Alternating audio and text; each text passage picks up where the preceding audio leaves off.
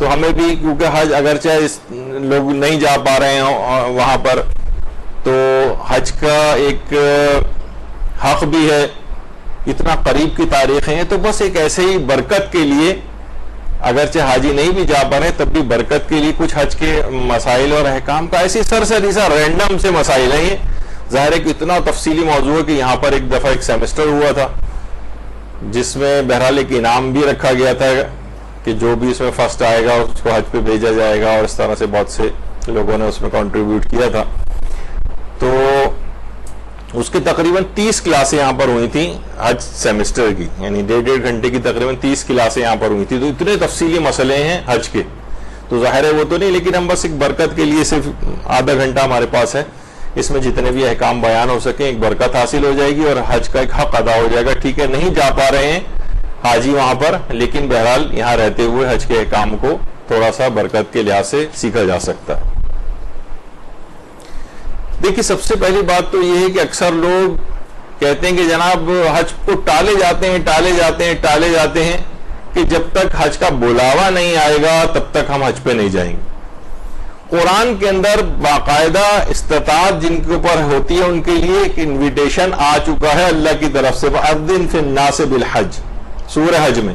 لوگوں کو درمیان حج کا اعلان کر دو. یعنی مستطیع افراد کے لیے باقاعدہ انویٹیشن آ چکا ہے.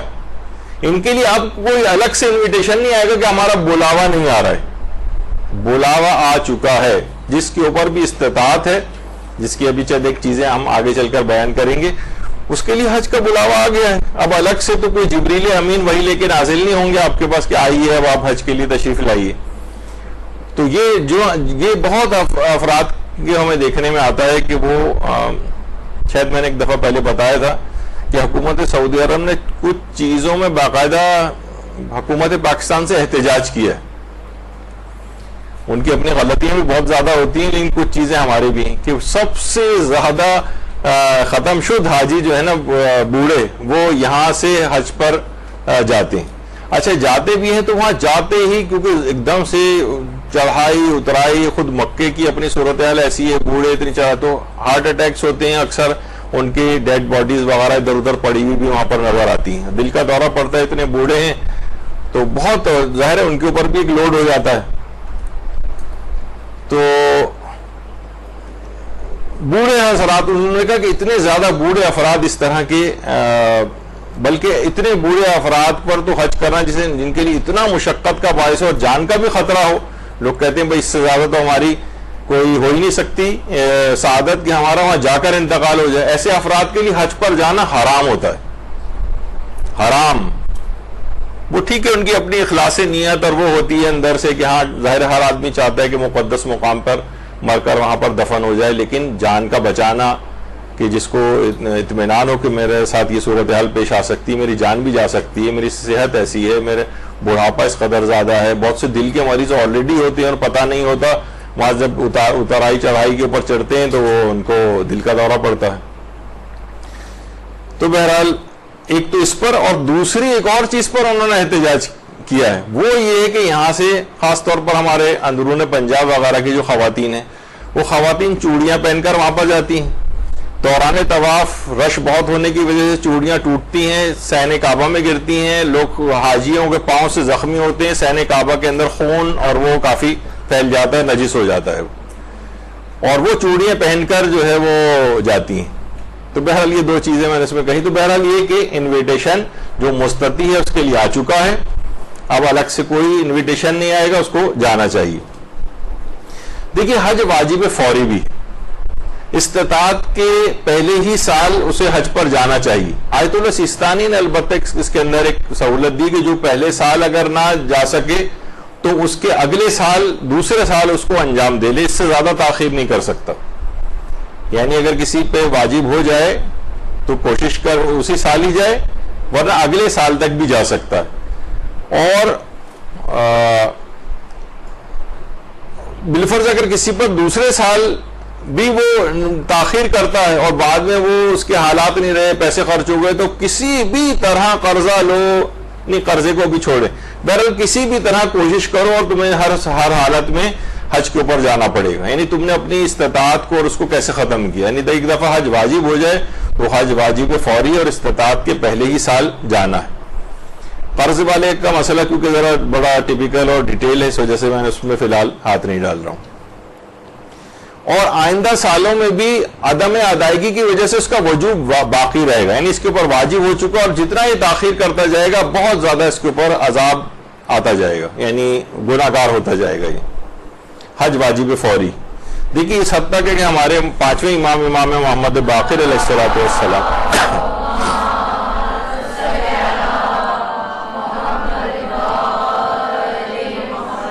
فرماتے ہیں کہ مردے اپنی قبروں میں آرزو کرتے ہیں کہ اے کاش وہ دنیا اور دنیا میں جو کچھ بھی ہے وہ دے دیتے اور اس کی عوض انہیں ایک حج کا ثواب مل جاتا۔ یعنی قبروں میں آرزو، اس قدر یہ عظیم عبادت ہے، اس کو بالکل انسان اس طرح سے ضائع نہیں کرنا چاہیے اس کو، کیونکہ خدائے رحمان کا مہمان بن جاتا ہے۔ جو حج و عمرہ کرنے والے ہیں زائرین خانہ کعبہ، انہیں ضیوف الرحمان، اللہ کے مہمان کہا جاتا ہے۔ اور آیت اللہ سیستانی ایک اور فرماتے ہیں کہ حج کا وجوب ضروریات دین میں سے، یعنی اگر کوئی شخص اس کے وجوب کا اقرار کرتے ہوئے اس کو ترک کرے، وہ سمجھ رہا ہے کہ یہ واجب ہے لیکن بس نہیں جا رہا ہے وہ، تو اس نے گناہ کبیرہ انجام دیا۔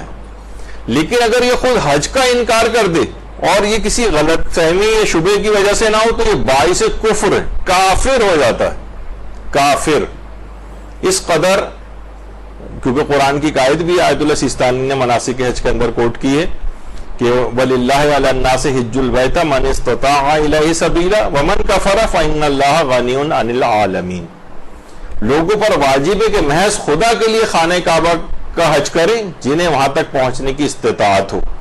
اور جس نے استطاعت کے باوجود حج سے انکار کیا تو خدا سارے جہانوں سے بے نیاز ہے۔ تو بہرحال اس قدر ہے کہ حج کا وجوب ضروریات دین میں سے۔ اور چھٹے امام جعفر صادق علیہ السلام اللہم صلی علی محمد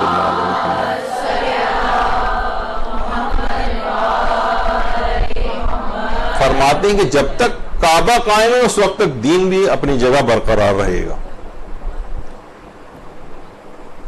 اور خانہ کعبہ کی زیارت جہنم کے عذابوں سے محفوظ رکھتی ہے، یہ حضرت امیر المومنین علیہ السلام کا فرمان ہے۔ اللہم صلی علی محمد۔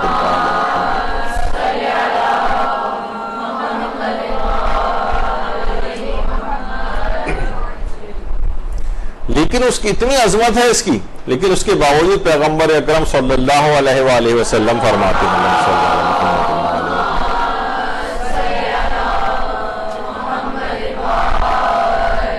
پیغمبر اکرم نے خانہ کعبہ کی طرف دیکھ کر فرمایا، کیا کہنے اس گھر کے، اے خدا کے گھر، تو کس قدر عظیم ہے اور خدا کے نزدیک تیری حرمت کس قدر بلند ہے، لیکن بخدا مومن کی حرمت تجھ سے زیادہ عظمت نہیں رکھتی، تجھ سے زیادہ عظمت، یعنی مومن کی حرمت تجھ سے زیادہ عظمت رکھتی۔ تو انسان کو چاہیے، اس سے بھی ہمیں اندازہ ہوتا ہے کہ ہم لوگ وہاں تو خانہ کعبہ کا تو کس قدر احترام کرتے ہیں اور لازمی کرنا چاہیے، لیکن عام طور پر مومنین کرام ایک دوسرے کا اس انداز سے احترام نہیں کر رہے ہوتے، اس کی بے عزتی کر رہے ہوتے ہیں، اس کو ذلیل کر رہے ہوتے ہیں۔ تو اس سے آپ اندازہ لگائیں کہ پیغمبر خانہ کعبہ کو دیکھ کر کہہ رہے ہیں کہ مومن کی عظمت اور حرمت، مومن کی حرمت اس سے بھی زیادہ، یعنی لوگوں کو اس بات کا احساس دلا رہے ہیں کہ ایک دوسرے کا کتنا احترام انہیں کرنا چاہیے۔ اور یہ بھی ہے کہ دیکھیے صفا مروہ میں صحیح کرنا گناہوں سے پاک کر دیتا ہے، یہ بھی پیغمبر اکرم نے ارشاد فرمایا۔ اور چھٹے امام نے ارشاد فرمایا کہ جو شخص اپنے بھائی کی حاجت روائی کے لیے قدم بڑھائے گویا اس نے صفا و مروہ کے درمیان صحیح انجام دی۔ تو اگر ٹھیک ہے نہیں جا پا رہے ہیں کسی وجہ سے ہم، تو یہاں پر رہتے ہوئے بھی صفا و مروہ میں صحیح کا ثواب حاصل کر سکتے ہیں اگر مومنین آپس میں ایک دوسرے کی اس طرح سے مدد کریں، ضرورت کے موقع پر اس کی حاجت روائی کریں۔ اور صحیح صفا مروہ میں صحیح کرنا گناہوں سے پاک کرتا ہے، تو اس لحاظ سے اگر مومنین کرام ایک دوسرے کی حاجت روائی اور مدد کریں تو ان کے گناہ بھی اسی طرح سے پاک ہوتے رہیں گے، کیونکہ اوپر آپ نے دیکھا کہا کہ صفا و مروہ میں صحیح کرنا گناہوں سے پاک کرتا، تو انشاءاللہ وہی ثواب حاصل ہوگا۔ حج کے سلسلے میں لوگ کہتے ہیں کہ حج بہت کاسٹلی بھی ہوتا جا رہا ہے، لیکن بہرحال یہ کہ ایک درہم خرچ کرنے کا ثواب 1000 درہم کے ثواب کے برابر ہے۔ بلکہ یہاں تک بھی بات کہی جاتی ہے کہ اگر کوئی شخص کسی باطل ارادے سے بھی مثلا حج کے لیے جائے، یعنی اپنا پیسہ خرچ کرے، بیچ میں کچھ اس کی غیر الہی نیتیں بھی آ جائیں، تو خواہ حج باطل ہی کیوں نہ ہو جائے، تب بھی بہرحال اس کا ایک ظاہری فائدہ جو ملتا ہے وہ یہ ہے کہ اس کے مال میں ضرور اضافہ ہو جائے گا. پروردگار عالم اس کا وہ نہیں رکھے گا احسان، اور بڑھا کر اس کو واپس کرے گا. اور اتنی اہمیت ہے کہ بہرحال ہمارے چھٹے امام جعفر صادق علیہ الصلوۃ والسلام فرماتے ہیں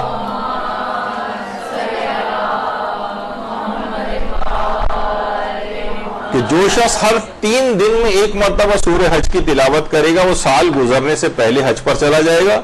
اور اگر سفر حج میں مر گیا تو داخل جنت ہوگا. تو بہرحال حج کی بہت فضائل اور چیزیں ہیں. اور حج کے 3 مہینے ہیں، یعنی شوال، ذی قعدہ اور ذی الحجہ. لوگ جب بھی یہ بات ہوتی ہے لوگ کہتے ہیں کہ بھئی حج تو صرف ذی الحجہ میں ہوتا ہے، یہ شوال اور ذی قعدہ کہاں سے آ گئے؟ تو دیکھیے حج کے 2 پارٹس ہوتے ہیں جس میں حج ہوتا ہے، ایک عمرہ تمتع کہلاتا ہے اور ایک حج تمتع کہلاتا ہے. عمرہ تمتع جو پہلا پارٹ ہے حج کا ہی پارٹ ہے، وہ شوال سے شروع ہو جاتا ہے. یعنی اگر کوئی شخص شوال میں عمرہ تمتع کے لیے چلا جائے تو وہ یہ کر سکتا ہے کہ اس کا حج ابھی سے شروع ہو جائے گا، یعنی اس نے پہلا پارٹ انجام دے لیا وہاں جا کر. اب البتہ اس کے لیے لازم ہو جاتا ہے کہ حج تک وہ پھر مکے کے اندر ہی رہے. تو اس لحاظ سے حج کے یہ 3 مہینے کہلاتے ہیں، شوال، ذی قعدہ اور ذی الحجہ. تو یہ حج کے 3 مہینے ہو جاتے ہیں. اگر کوئی شخص، یہ ضروری نہیں کہ اب مثلا آپ کو ذی قعدہ کے آخری دنوں میں فلائٹ ہوتی ہے یا ذی الحجہ میں ہوتی ہے، لوگ کہتے ہیں حج تو صرف ذی الحجہ میں ہوتا ہے، تو اس کا پہلا پارٹ اس لحاظ سے عمرہ تمتع جو ہے وہ شوال میں بھی ہو سکتا ہے، ذی قعدہ میں بھی ہو سکتا ہے، ذی الحجہ میں بھی ہو سکتا ہے. تو بہرحال اس لحاظ سے 3 مہینے حج کے مہینے کہلاتے ہیں. لوگ عام طور پر ہمارے ہاں یہ ہے مسئلہ کہ فقہ جعفریہ میں عورت کے لیے محرم مرد کا ساتھ ہونا، جبکہ سفر بھی محفوظ ہو، اس کی عزت بھی محفوظ ہو، تو پھر یہ واجبات میں سے نہیں. یعنی اب تو کیونکہ سفر بھی اس لحاظ سے محفوظ ہیں، کاروانوں میں لوگ سفر کرتے ہیں، پورا حکومتی حفاظتیں اس کے اندر ہوتی ہیں، تو عورت کی عزت عفت ہر لحاظ سے محفوظ ہوتی ہے، اور تو محرم کا ساتھ ہونا ضروری نہیں ہے. البتہ اہل سنت میں 2 فقہ ہیں ایسی کہ جس میں فقہ حنفی اور فقہ حنبلی، یعنی سعودی عرب میں فقہ حنبلی فالو ہوتی ہے اور پاکستان میں فقہ حنفی. تو یہاں پر بہت زیادہ محرم والی شرط بڑی شد و مت کے ساتھ آپ کو سننے میں آتی. لیکن ان 2 فقہوں کے اندر خاص علی الخصوص اس کی سختی کافی زیادہ ہے. اس وجہ سے البتہ فقہ جعفریہ میں اور دیگر جو ان کے اور مکاتب ہیں اس میں اتنی زیادہ سختی نہیں ہے محرم ہونے کی، اور سفر کے محفوظ ہونے کی وجہ سے یہ شرط عورت کے لیے نہیں. یعنی اگر کوئی عورت چاہے تو محرم نہیں بھی ہے تو بھی وہ جا سکتی ہے حج و عمرہ کے لیے. کیا حج کے لیے پیسے جمع کرنے واجب ہیں؟ تو جواب یہ کہ جی نہیں، حج کے لیے پیسے جمع کرنے واجب نہیں. ہاں البتہ اگر حج کے برابر پیسے جمع ہو جائیں تو مالی اعتبار سے حج واجب ہو جائے گا، یعنی استطاعت مالی اسے حاصل ہو جائے گی. لیکن جیسے ابھی کسی کے پاس مالی استطاعت ہے، استطاعت میں فقط مال نہیں دیکھا جاتا، اور بھی بہت ساری چیزیں. مثلا ایک یہ کہ راستے کھلے ہوئے ہوں، جیسے آج کل راستے بند ہیں، ہم جانا بھی چاہیں تو حج پہ نہیں جا سکتے. تو اس لحاظ سے اگر کسی کے پاس فقط مال ہو اور دیگر استطاعت اس کے ساتھ نہ ہو تو پھر حج واجب نہیں ہوگا اس کے اوپر. یعنی مال ہونے کے باوجود بھی حج واجب نہیں، اور حج کے لیے پیسے جمع کرنے بھی واجب نہیں. دیکھیے لیکن اگر جمع ہو جائے تو پھر اچھا، ایک ایسے بھی ہم نے دیکھے تھے کہ بہت سارے افراد جو بیچارے ہر حج پہ جانے والے کے متعلق یہ کانسیپٹ صحیح نہیں ہے کہ وہ بہت امیر ہی ہوگا. ہم نے دیکھا تھا کہ ایک صاحب تھے جو کہ اندرون سندھ سے آئے تھے اور 35 سال سے تقریباً وہ پیسے جمع کر رہے تھے، بہت عرصے سے. اور وہ ظاہر جب بھی وہ جمع کرتے جا رہے تھے، جب وہ حج کی تاریخ قریب آتی تھی تو ہمیشہ ہر دفعہ آپ کو پتہ ہے کہ حج کے پیسے مزید بڑھ جاتے ہیں، تو بڑی مشکل سے وہ وہاں پر آ پائے تھے. تو بہت سارے اس طرح کے بھی افراد ہوتے ہیں. تو بہرحال حج کے لیے پیسے جمع کرنے واجب نہیں ہیں، پیسے جمع ہو جائیں تو پھر مالی اعتبار سے حج واجب ہو جاتا ہے. اچھا اگر بہت سے لوگ ایسے ہیں کہ جو صحت یابی سے مایوس ہیں اپنی، بہت سے افراد ایسے ہیں مثلا فالج ہو گیا ہے یا کوئی اور ایسی بیماری ہو گئی کہ اب انہیں اطمینان ہو گیا کہ اب میں حج پہ نہیں جا سکتا، اور ان پہ پیسوں کے اعتبار سے یا پہلے سے حج واجب چلا آ رہا ہے ان پر، اور اب صحت یابی سے مایوس ہو گئے، صحت یابی سے مایوس ہو گئے ہیں اور حج پہلے سے واجب تھا، اب نہیں انہوں نے توجہ کی تھی، تو ان کے لیے نائب بنا کر حج پر بھیجنا یہ واجب ہو جائے گا۔ وہ یہ نہیں کہہ سکتے کہ بھائی اب تو میں خود ہی حج پہ نہیں جا سکتا، تو کوئی بات نہیں، آپ نائب بنا سکتے ہیں نا، تو آپ نائب بنا کر حج پر بھیجیے، یعنی اپنی صحت یابی سے مایوس شخص۔ لیکن جو اپنی صحت یابی سے مایوس نہیں، اسے پتا ہے کہ سال 2 سال میں میری بیماری ٹھیک ہو جائے گی، تو پھر وہ اس کے لیے نائب بنانے والا یہ مسئلہ نہیں ہوگا۔ یہ صرف اپنی صحت یابی سے مایوس شخص کے لیے ہے کہ جس پر حج واجب یعنی حج واجب ہو چکا تھا، تو اس کے لیے اپنی زندگی میں نائب بنا کر حج کا کروانا یہ واجب رہے گا۔ اچھا ایک چیز اور بھی ہے، یہ بھی امام زمانہ علیہ الصلوۃ والسلام کے حوالے سے،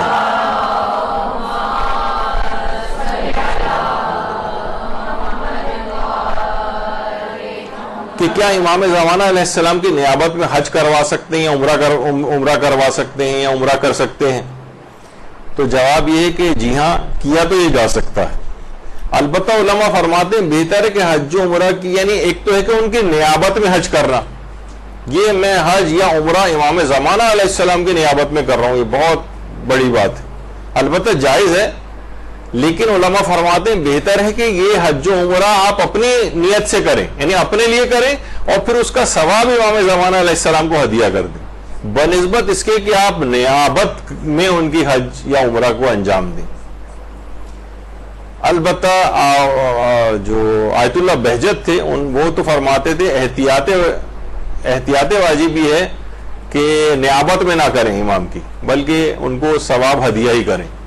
لیکن بہرحال آقا سستانی وغیرہ کہتے ہیں جائز تو ہے کہ امام زمانہ علیہ السلام کے نیابت میں حج یا عمرے کو انجام دیں، البتہ بہتر یہی ہے کہ حج اور عمرے کو اپنی ہی نیت سے انجام دیں اپنے لیے، اور اس کے بعد اس کا ثواب امام زمانہ علیہ السلام کو یا چہاردہ معصومین علیہ السلام کو ہدیہ کر دیں۔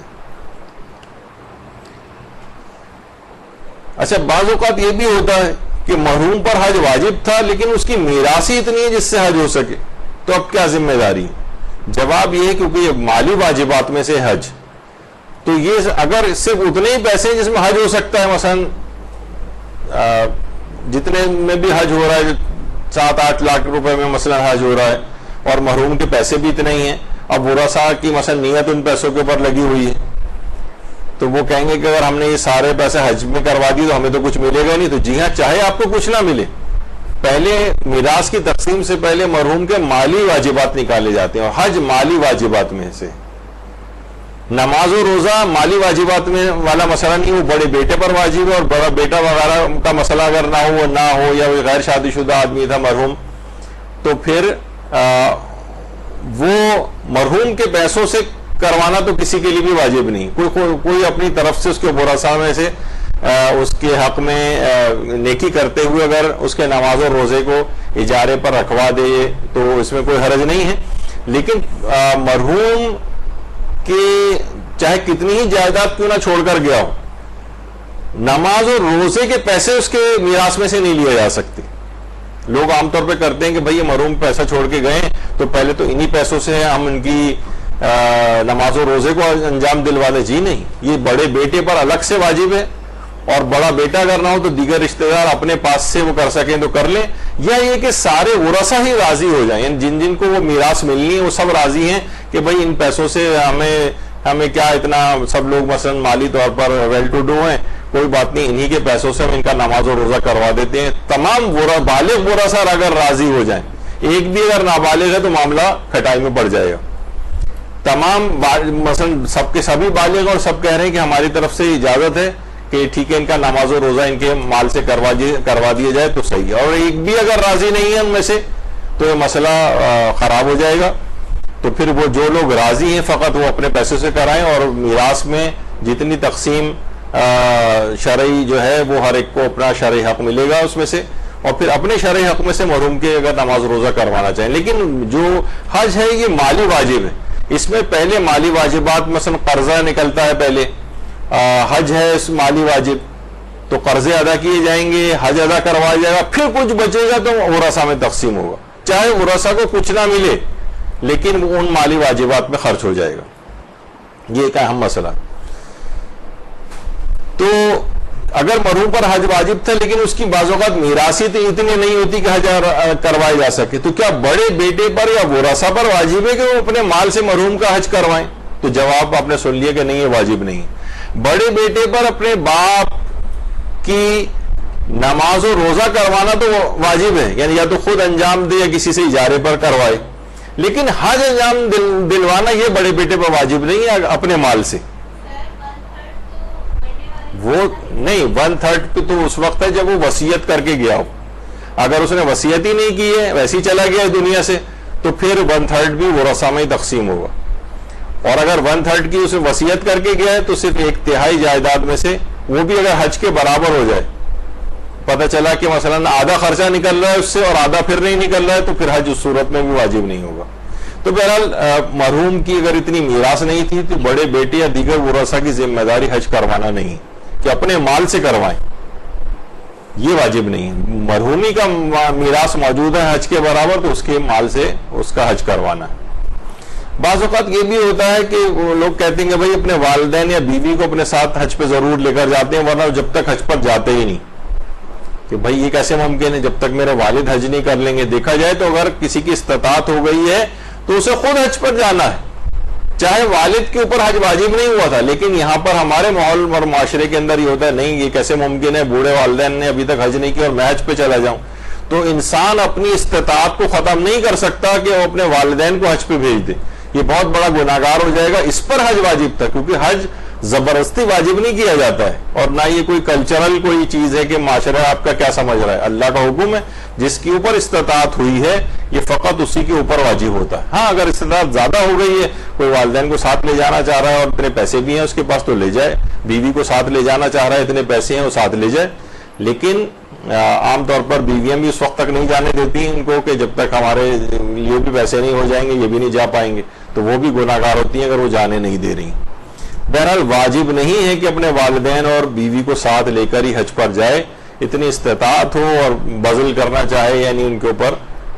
کچھ احسان کرنا چاہے اور اپنے ساتھ لے جائے تو ایک الگ بات ہے.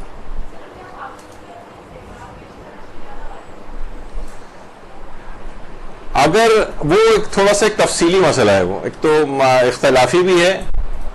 اور اگر کوئی عورت بہت زیادہ بوڑھی ہو گئی اور اب اس کے بالکل وہ زیور اب وہ پہنتی ہی نہیں ہے، تو پھر ایک مسئلہ اس میں آ سکتا ہے کہ اپنے زیورات کو بیچے اور حج پر جائے، لیکن وہ الگ. اور تو جی آواز بہت کم آ رہی.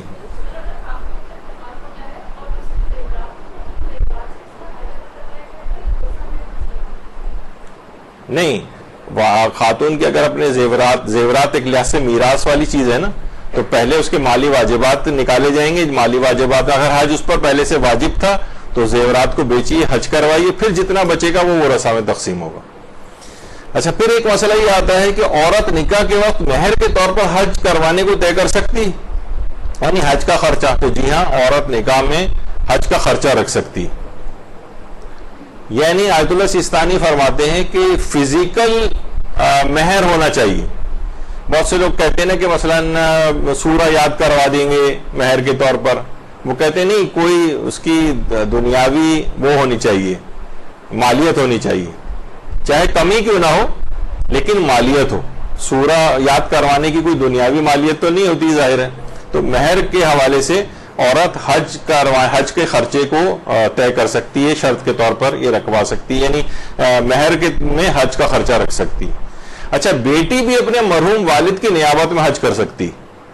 لیکن وہ تمام احکامات میں یعنی اپنے جو ایک عورت کے اوپر واجب ہوتے ہیں اس کے لحاظ سے عمل کرے گی. یعنی یہ نہیں کہ میں تو مرحوم والد کا حج کر رہی ہوں تو مردوں والے چیزوں میں اس کو کوئی سہولت یا پابندیاں ہونی، ایسا نہیں، وہ اپنے لحاظ سے اس پر عمل کرے گی. اچھا، اگر شوہر اس کی کسی عورت کے حج کے اخراجات کا ذمہ لے لے تو اس پر واجب ہے کہ اسے قبول کرے، حج پر جائے، حج کے لیے جائے وہ. یعنی کوئی شوہر کہہ رہا ہے کہ میں، اچھا اس میں بھی ایک یہ ہے کہ علماء ایک احتیاط اس طور پر کہتے ہیں کہ جو بھی پے آرڈر وغیرہ بنوایا جاتا ہے حج کا، یہ اس کی بہتر یہ کہ اس کی ملکیت قرار دے دے، اس کے ہاتھ میں دے دے اور اس کے بعد پھر اس کو جمع کرائے۔ ایک امکان ہے کہ ممکن ہے کہ اگر اس نے خود سے ہی انڈرسٹینڈنگ کے تحت ہی کہ بھئی یہ حج کروا رہے ہیں، بیوی خاموش ہے، وہ کہے گی ہاں چلو خوش ہے وہ کہ میں اس طرح سے جا رہی ہوں، تو ایک احتیاط ہے مستقبل کے حوالے سے، اگر کوئی مرجع ایسا آیا جو اس پیسے کو قبضہ نہیں شمار کر رہا ہے، یعنی ایک لحاظ سے اس کی ملکیت نہیں بنا تھا، کسی اور نے کروا دیا، تو ہو سکتا ہے کہ اس پر دوبارہ حج واجب ہو جائے۔ تو اس چیز سے بچنے کے لیے شوہر اس کا جو بھی پے آرڈر ہے یا وہ پیسے اس کی ملکیت قرار دے دے، پھر اس پیسے کو وہ لوگ جمع کرا دیں۔ تو بہرحال یہ کہ اگر شوہر اس کے اخراجات کا ذمہ اٹھا رہا ہے تو بیوی یہ نہیں کر سکتی کہ نہیں میں اپنے ہی پیسے سے جب ہوں گی تو میں جاؤں گی۔ مثلا ہو سکتا ہے کہ بہت سی بیویاں اس طرح سے آ جائیں، تو یہ اس کو کہتے ہیں حج بذلی، یعنی اگر یہ کوئی آپ پر بہت زیادہ کوئی احسان یا بہت کوئی یعنی آپ کے لیے باعث شرم وغیرہ ٹائپ کی چیز نہ ہو، یا بے عزتی آپ کی اس کے اندر بہت زیادہ نہ ہو کہ کوئی آدمی کہہ کے جناب کسی آدمی کو کہہ کے میں آپ کو نوکر کے طور پر مثلا ساتھ لے جا رہا ہوں اپنے، آپ میرے بھی کچھ کام کر دیجیے گا اور میں آپ کو حج کے پیسے دے رہا ہوں، تو پھر یہ اس صورت میں قبول کرنا واجب نہیں، ہم نوکر کے طور پہ کیوں جائیں وہی ساتھ۔ لیکن اگر کوئی کہہ کہ میں تمہیں حج کے پیسے دے رہا ہوں اور تم اس سے اپنا حج کرو، تو اس کے لیے حج کے پیسے قبول کرنا واجب ہو جاتا ہے۔ اس کو حج بذلی کہتے ہیں، بدلی نہیں، بذلی۔ جی حج کا فریضہ ادا ہو جائے گا۔ حج بذلی سے حج کا فریضہ یعنی اس پر حج واجب ہو جاتا ہے، واجب ہو جاتا ہے، اسے قبول کرے اور حج پہ جائے اور اس کا حج واجب اتر جائے گا۔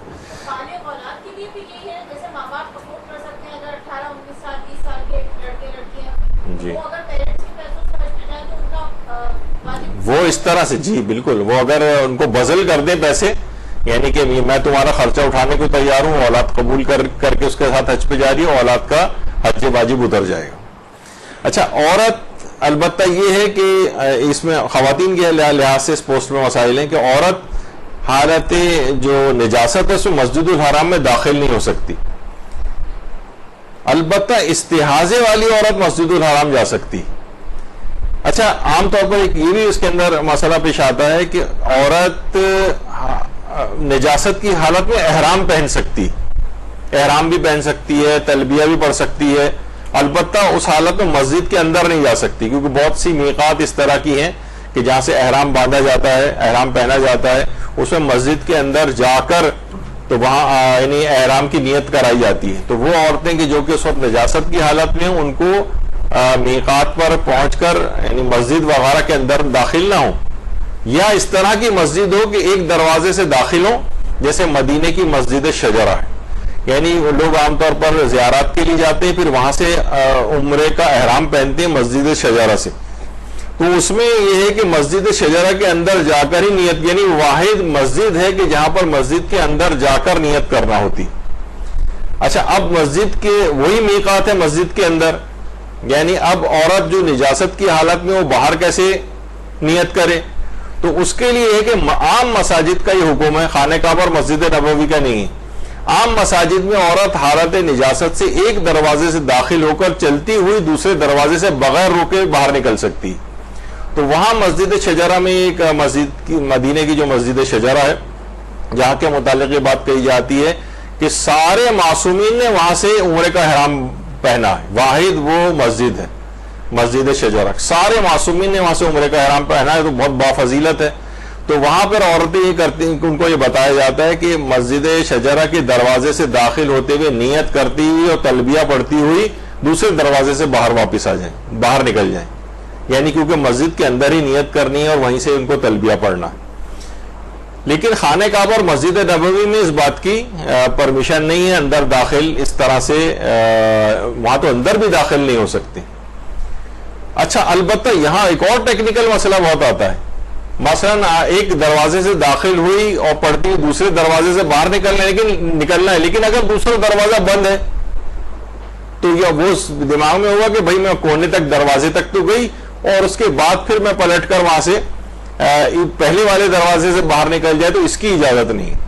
ضروری ہے کہ ایک دروازے سے داخل ہو کر دوسرے طرف کے دروازے سے باہر نکلے, اسی دروازے کی طرف واپس نہیں آ سکتے. تو بہرحال یعنی پھر یہ والا مسئلہ پھر وہ ٹیکنیکل ہو جاتا ہے, پھر وہاں پہ علماء اس کا دوسرا حل اس کا کوئی بتاتے ہیں. تو بہرحال یہ عورتوں کے لحاظ سے حج کے چند ایک فقہی احکام تھے. اچھا, بعض اوقات یہ دیکھیے یہ ہوتا ہے کہ حج کے لیے عورت کا مثلا مہر اتنا ہے کہ کچھ رقم اس کے اپنے پاس ہے, کچھ حج کے مہر کا شوہر سے تقاضا کرے تو مل کر اس کا حج کے برابر رقم بن جاتی. تو عورت پر واجب ہو جائے گا کہ اس مہر کا تقاضا اپنے شوہر سے کرے. یہ نہیں کرے کہہ سکتی شرما حضوری ہو رہی ہے, جہاں اتنی بے عزتی پروگرام شوہر کی ہر وقت ہوتی رہتی, تھوڑی سی اس متعلق غور کر لیجئے اور اس سے اپنا مہر نکلوائیں.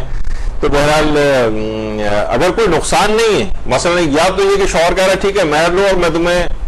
عام طور پہ سمجھا یہ جاتا ہے نا کہ مہر مانگنے کے معنی طلاق لی جائے اس سے, نہیں, اس سے کوئی تعلق نہیں, شوہر پر ویسے ہی واجب ہے کہ وہ مہر کو ادا کرے. تو اگر وسعت بھی دے دی تھی عورت نے اس میں مہر کی ادائیگی میں, تب بھی جو ہے وہ اس کو تقاضا کرے. عندت طلب وغیرہ آپ دیکھیے نکاح نامے کے اندر ہوتے ہیں کہ جس وقت وہ طلب کرے اس وقت اس کو دینا پڑے گا. تو یا تو پوری رقم اس کے برابر ہو جائے تب بھی اس کو ڈیمانڈ کرنی واجب رہے گی, یا یہ کہ اس کے پاس دیگر کچھ پیسے رکھیں گے اور مہر کی رقم مل کر حج کے برابر بن جائے گی, تب بھی واجب ہو جائے گا کہ شوہر سے تقاضا کرو اور اس سے مہر لے کر حج پر جاؤ. سوائے اس کے کوئی اتنا بڑا نقصان ہو جو کہ ہوتا نہیں ہے تھیوریٹیکل, یہ کہ شوہر کہے گا ٹھیک ہے میں دینے کو تیار ہوں مہر کے پیسے, لیکن اس کے ساتھ ہی تمہیں طلاق دے کے بھی فارغ کر رہا ہوں. اس میں بھی یہ کہ اگر کوئی ایسا ماحول اور معاشرہ ہے کہ جہاں عورت کے لیے طلاق لینا کوئی اتنا بڑا مسئلہ نہیں ہے اور دوسری شادی بھی اس کی ہو جائے گی, تو اس معاشرے میں تو ٹھیک ہے شوہر سے طلاق بھی لے اور حج پر جائے اس طرح سے. لیکن یہاں کے ماحول اور معاشرے میں بہرحال ایک اس کے لیے ایک بڑا زحمت اور آئندہ زندگی بڑی اس کے لیے مشکل ہو جائے گی. تو اس لحاظ سے پھر اس صورت میں جبکہ ایک نقصان ہو, اور اس میں یہ بھی کہ شوہر ادائیگی بھی کر سکتا ہو, ایک ہے کہ شوہر کے مالی حالات ایسے نہیں ہے فی الحال کہ وہ ادائیگی کر سکے, اس صورت میں پھر واجب نہیں ہوگا کہ وہ اس سے تقاضا کرے. لیکن یہ اس طرح سے بھی ہو سکتا ہے, یا یہ کہ اسے پتا ہے کہ میں اگر شوہر سے مہر کا تقاضا کروں گی بھی تب بھی میرے پاس اتنی رقم نہیں جو حج کے برابر ہو سکے, یعنی مہر لے بھی لیا مثلا میں نے 2 لاکھ روپے, تب بھی حج تو جو 4-5 لاکھ روپے میں بن رہا ہے تقریباً. یا یہ کہ اچھا یہ نہیں کر سکتی کہ نہیں میں تو پرائیویٹ کاروان سے ہی جاؤں گی جو کہ 8-9 لاکھ روپے کا ہے, اور میں ٹوین شیئرنگ روم ہی لوں گی مثلا جو اور 10 لاکھ روپے کا ہے. ہاں اگر کسی کی مالی سٹیٹس ایسا ہے تو ایک الگ بات ہے, لیکن عام طور پر جب وہ مانگ کے جا رہی ہے اس کے پاس اتنے پیسے نہیں ہیں تو پھر وہ گورنمنٹ اسکیم وغیرہ کے اندر ہی جائے, اور بہرحال حج واجب تو اس کا ادا ہو جائے گا. تو کم سے کم رقم کے اندر بھی یہ اس طرح سے چیز ہو سکتی ہے. لیکن اگر اس کے پاس حج کے برابر نہیں بن رہی ہے رقم تو پھر اس صورت میں پھر واجب نہیں رہے گا کہ وہ, کیونکہ وہ مانگ بھی لے گی اگر شوہر سے مہر تب بھی حج کے لیے نہیں جا سکتی, یعنی اتنی رقم اس کے پاس نہیں ہے کہ وہ حج کے تمام چیزوں کی اس کے اندر ادائیگی ہو سکے, واجبات وغیرہ کی وہ جا سکے وہاں پر, تو اس صورت میں پھر واجب نہیں رہے گا.